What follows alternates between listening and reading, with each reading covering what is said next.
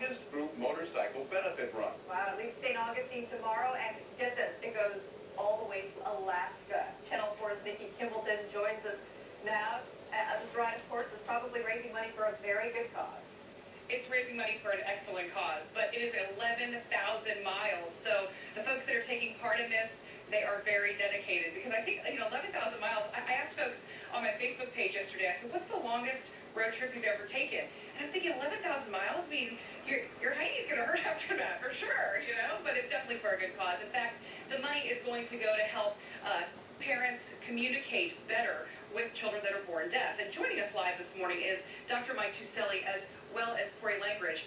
Come on in, guys. Good morning, Dr. Mike. Let me get you to stand right about there. So tell, what would you like people to know about this ride and what you guys are doing? What people know about the ride is that one children do not have a language that isolates the parents. So early intervention gives the children a chance to be able to communicate with parents. Sometimes further without there is hope for deaf children. And there is hope for deaf children, and I know you are providing a lot of that hope by raising a lot of money. This is the 9th year that you've done this. So tell me about the ride. 11,000 miles? I mean, that's kind of tough. Tough? Yes, but it's replaced by watching the excitement on the faces of the people who join me. And it raises a lot of money. Yeah, each bus will get mileage faster from 1/10 to 1/10 per mile, and we raise about $7,000 a year that goes to SKIHI Institute, Utah State University. It's the SKIHI Institute. That is actually the charity that is involved here. And as Dr. Mike was saying, each biker gets sponsored per mile. So you can sponsor them. How much is it again per mile? People sponsor from 1/10 to 1/10 a mile is their choice. Okay, and we're showing some video. I mean, this is not a boring ride, folks. This goes all the way from St. Augustine to gorgeous Alaska. 11,000 miles. It takes 3.5 weeks. There are quite a few stops. They go about 350 miles to 500 miles a day. Now, Corey is here with us live this morning, and this is your first time taking this. I know you're excited. Very excited. I've been looking forward to this for a few years, and I finally had the opportunity. And tell me about the fundraising and what part that plays in this for you. Yeah, it's just an incredible opportunity to provide support for families with deaf children. So talk to all your friends, put it on your Facebook, email, just try to get as much money as we can for the organization. All right, great. Thank you so much for joining us. And they are going to be leaving tomorrow morning at 7 a.m. You can follow along on their trip simply by going to our website, news4jax.com, and clicking on the morning show page. There you're also going to find more information out about SKIHI, the charity that they are supporting, and you can find out information on how you can donate as well. And Bruce and Stacy, if Dr. Mike looks a little bit familiar to you, there is a very good reason. And if you can stick around and join us for the 8 a.m. hour, we're going to be telling you more about him, more about his history with Channel 4, and more about the long ride that they are prepared to take starting tomorrow.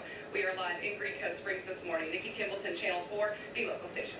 Story of the day, I'm getting goosebumps, getting misty-eyed. Well, this is another one here for you. He is riding for a good cause. A local man plans to cruise across the country to help the deaf and blind. We're not just talking about, from the East Coast to the West Coast. We're talking much farther north. Alaska. He's taking part in the world's longest group motorcycle benefit run. He, along with others, will ride all the way to Alaska.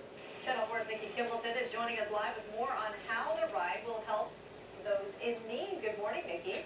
Good morning, Stacy and Bruce. Stacy, there is a portion of the story that really may make you cry, so you might want to grab the tissues. I'll get to that in just a moment. But first, all about this ride. It is the longest group benefit ride in the country. They go from St. Augustine, Florida. They're going to be leaving tomorrow morning at 7 a.m. all the way to Alaska. It is 11,000 miles. They travel anywhere from 350 to 500 miles a day. They're going to make anywhere from 7 to 9 stops, and it's going to take them about 3.5 weeks to get there. Now, the reason that they are doing this, and that they've been doing it for the past 9 years, is to raise money for a very special foundation. It's called SKIHI, and what it does is it helps infants that are born hearing impaired learn sign language along with their parents so they can better communicate with each other. We had a chance this morning to talk to one of the organizers and founders of this particular ride, and here's what he had to say about how they're making a difference. In the words of Helen Keller, being deaf is worse than being blind. Because when you're deaf, you're separate from people. So without language, without communication, you're separate from people. That's what would happen to them without early intervention. Now, if you would like to follow Dr. Mike and his group, you can go to our website, newsportjacks.com. There you're going to find a link to the Alaska bike ride.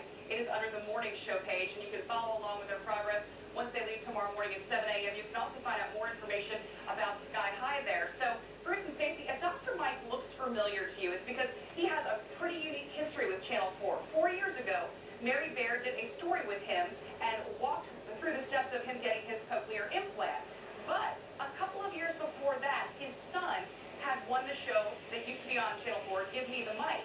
Yet Dr. Mike had never heard his son sing. So after he received the implant, Channel 4 took that audio tape, took it over to his house, and let him hear his son sing for the first time. But there's even more. I asked him this morning, I said, so what was the first thing that you got to hear once you had your implant? And he said that he made the doctor promise that the first sounds he would hear, his wife's voice.